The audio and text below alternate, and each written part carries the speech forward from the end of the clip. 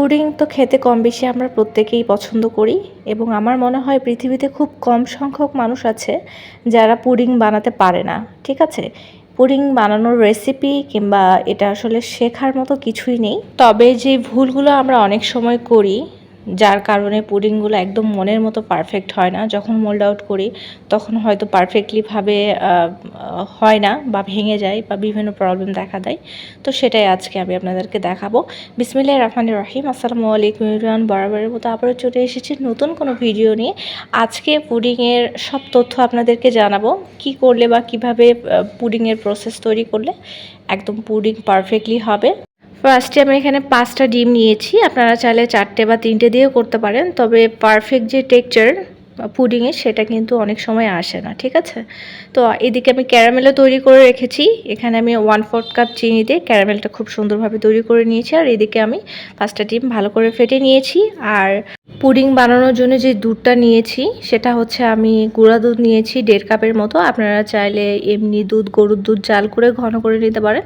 তবে আমার কাছে মনে হয় এটা একটু ঝামেলা বেশি। জাল করো, ঠান্ডা করো, ঘন করো। তো আমি ডিরেক্টলি আমি হচ্ছে এখানে পাউডার দুধ নিয়েছি। আমি যতবার এরকম পুডিং তৈরি করি, মিল্ক পুডিং, ক্যারামেল, তো আমি এভাবে তৈরি করি। আপনারা চাইলে এভাবে তৈরি করে নিতে পারেন।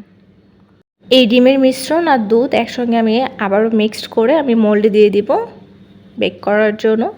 তারপর দেখেন কতটা পারফেক্ট। যদিও এটা আমি ওটিজিতে দিয়েছিলাম, ওটিজি ওভেনে, এই জন্য এটার পারফেক্ট আসছে টেক্সচারটা, অনেক পারফেক্ট হয়েছে। দেখতেই ভালো লাগছে আর খেতে কি বলবো, আসলে স্বাদটা তো আসলে ওইভাবে শেয়ার করা যায় না যদি টেস্ট না করা হয়। বাট অসম্ভব ভালো ছিল। আমার কাছে খুবই ভালো লেগেছে। যারা পুডিং পছন্দ করে তাদের কাছে তো খুবই ভালো লাগবে। তো আপনারাও চাইলে এরকম খুব ইজিলিভাবে তৈরি করে নিতে পারেন। আশা করছি ভালো লাগবে আপনাদের।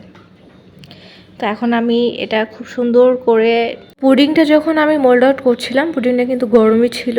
অনেকে সাহস করে উঠতে পারেন না যে গরম অবস্থায় যদি মোল্ড আউট করা হয় অনেক সময় ভেঙে যায়, ফেটে যায়। তো এগুলো যাতে না হয় এই জন্য ভয় পান। তো আমি কিন্তু গরম অবস্থায় করছি। আমার কথাগুলো যদি আপনারা ফলো করেন, যেহেতু আমি রেসিপি শেয়ার করছি না, তো এইভাবে যদি আপনারা তৈরি করেন তাহলে আপনাদের পুডিংও একদম পারফেক্ট হবে এবং খুব সুন্দরভাবে মোল্ড আউট করতে পারবেন। দেখেন কত সুন্দরভাবে ইজিলি মোল্ড আউট করা গেল এবং এটা কত সুন্দর এবং পারফেক্ট হয়েছে, একদম প্রফেশনালদের মতো। আর খেতে অসম্ভব মজার ছিল।